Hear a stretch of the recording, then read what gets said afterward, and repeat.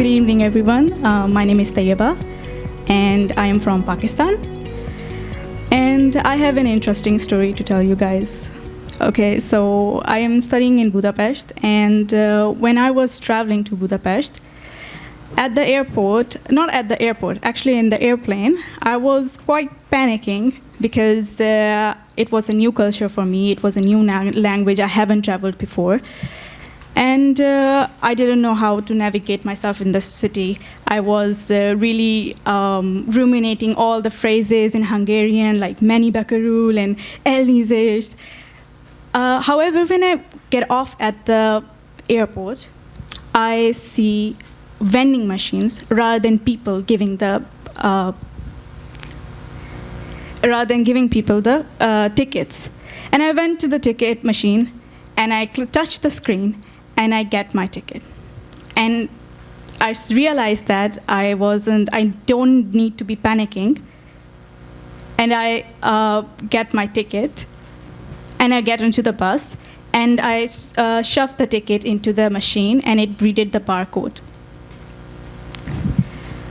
So instead of having a cultural shock when I first landed in Hungary, I had a technological shock that these machines can be easily used to navigate myself in the city. But when I was trying to make this presentation, I tried to brainstorm many ideas. And when I was asking other people about what they think about digitalization, they had a pretty negative aspect. They thought that, but isn't it bad?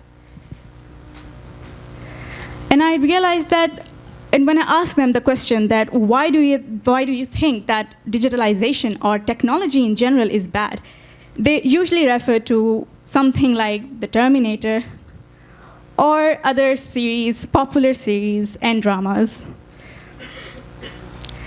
However, I would like to represent a new perspective on technology, especially in the post-pandemic era, which is digitalization. It is a relatively small part of technology, but it is an integral part of all the topics that we have covered so far. A simple definition is the conversion of information, such as objects, images, or anything, into a digital format. And an example of that is the barcode that we can see on our bus tickets.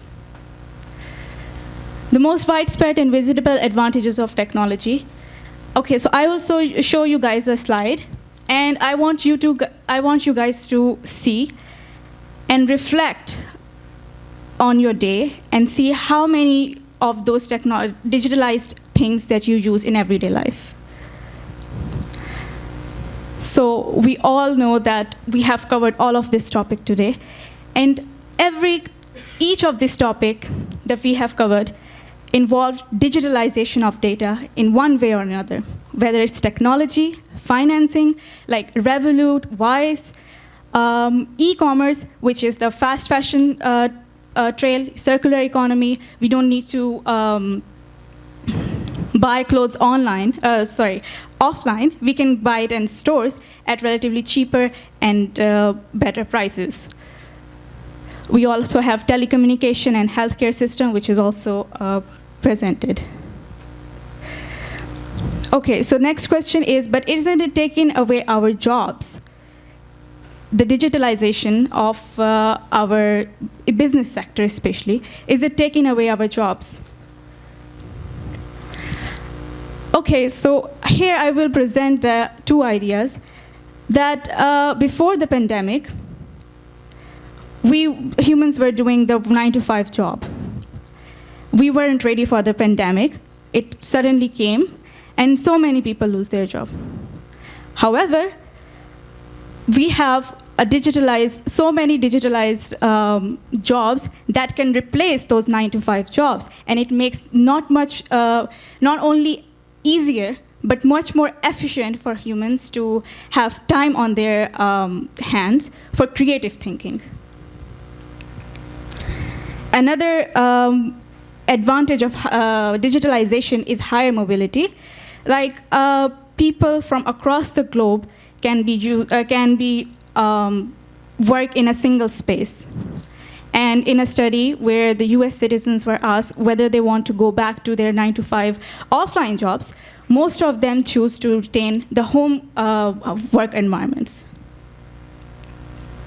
Okay, so in Europe, for digitalization of businesses, there is a committee, which is European Digital SME, which sustainalize, which is all the topics that we have discussed so far, that each and every aspect of our issues, which is either sustainable food production, geopolitics, information war, needs digital information, and all of this information can be used to produce sustainable B2B digitalization, greener technologies, and a circular economy, and innovation enabling policy and regulatory framework.